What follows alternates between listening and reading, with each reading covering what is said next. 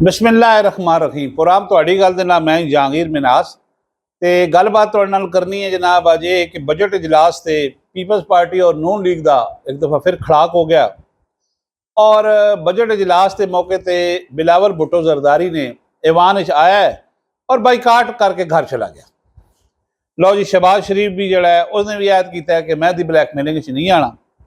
उन्हें बिलावल को मनाने की बजाय मौलाना फजल रहमान के घर चला गया और शहबाज शरीफ ने एक गल समझ आ गई सी कि बजट इजलास से बिलावल ने कोई इस तरह की हरकत फरमानी, लिहाजा उसने असफ अली जरदारी नाल पहले ही मुलाकात कर ली जाके और जरदारी की जनाब गल मनने तो बिलावल भी इनकारी हो गया और बजट इजलास से उसने ठीक ठाक ब्लैकमेल किया है मुस्लिम लीग नून, क्योंकि शहबाज शरीफ को पता है कि उसकी कमज़ोर हुकूमत है और उन्होंने जनाब 4 बंदे आके इजलास बैठे ने। नाल ये खबर चलाई है कि पीपल्स पार्टी बजट इजलास से जनाब हमारा लेना देना नहीं है, हमारे मुतालबात नहीं मानेंगे। और कहानी सारी है इतने माल पानी का चक्कर है। पीपल्स पार्टी के कोल एक वजारत है बेनज़ीर इनकम सपोर्ट प्रोग्राम की, जिसका 1 खरब रुपया बजट चला गया, 37% इजाफा होया, यानी तालीम और सेहत का समझो 1% इजाफा भी नहीं होया और 37% इजाफा होया और ये वजारत पीपल्स पार्टी को है। इस तरह बैतुल माल की वजारत भी पीपल्स पार्टी को है, जिथे लोगों ने को बेनीफिशरी होंगे, लोगों को पैसे लभते हैं। सदर पाकिस्तान भी पीपल्स पार्टी का, 2 गवर्नर भी हैं, चेयरमैन सैनेट भी है, उस 40 के करीब कमेटियां बन गई जड़ियाँ सरासर खजाने का बोझ ने, आवाम को टक्कर रिलीफ नहीं है उन्होंने, वो भी अद्धियां पीपल्स पार्टी लै गई है। उन्होंने मकसद सिर्फ यह होता कि अपने काम करो, कैमा कमेटी का मैंबर बन के सैनेट की हो या कौमी असैम्बली की हो और टूर शूर मारो जनाब, टीए लो, पेट्रोल फ्री खाओ। आवाम ने मैं तुम दसा कोई लैना देना ही को नहीं, क्योंकि इस बजट लातलक हो गई। आवाम भी उन्होंने गल समझ आ गई कि इतने जनाब हर 15 दिन बाद बिजली पेट्रोल गैस बढ़ रही, केड़ा बजट तो केड़ा रिलीफ। दूसरा, IMF ने कोई गुरु टकरे ने जाके और उन्होंने कहा जी पूरा मुल्क फाइलर बना दो।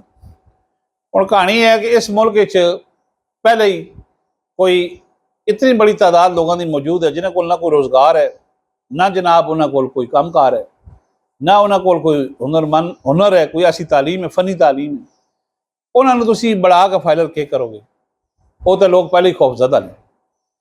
लिहाजा ये पीपल्स पार्टी की जी ब्लैकमेलिंग हुई बजट से, इतने शहबाज शरीफ थोड़ा टेंशन आ गया, उन्हें एस्टैबलिशमेंट को शिकायत भी लाई और कुछ लोग ये कहते हैं कि जनरल फैज़ के बारे भी उसको गल की, यानी बड़ी पॉजिटिव गल की। जो ट्रका पर चले के होंगे ना, तेरी याद आई तेरे जाने के बाद, उन्होंने कहा वो जनरल फैज़ उम्मीद होंगे सी और एक फोन तो जनाब दौड़ते आते नाराज अरकान असैम्बली के बजट पास होंगे, के बिल पेश होंगे पास होंगे, 1 मिनट ना सुन लेंगे।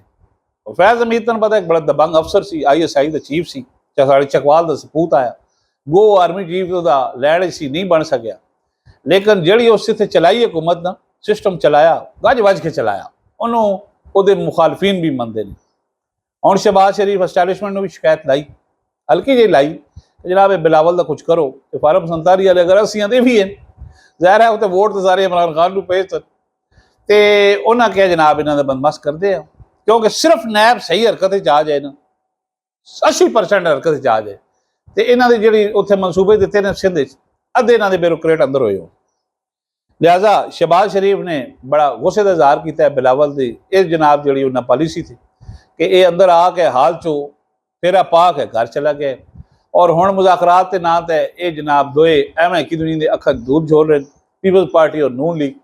इन्हें मिलना तो यह ही है, क्योंकि इन्होंने गल पता है कि वह जो दोस्त अंदर बैठा है कैदी 804 वो बाहर आ गया, साढ़ा के बनसी सन तक ही एस्टैबलिशमेंट ने तो बिठाया होया और साढ़ा तो बड़ा प्रॉब्लम है। दूजा बजट कोई आवाम को कोई इस पासों कोई ढी हवा आई कोई नहीं है। पॉलिसियां ऐसा बना दी ने कि बिजली और गैस ही लोगों सिर लाई फड़ा, कोई नवा रोजगार का सिस्टम कोई नहीं, मुल्क कर्जे ने, मुल्क के कोई पॉलिसी को नहीं, कोई बरामदाद ही को नहीं, तो लोगों को कितों कोई रिलीफ मिलेगा।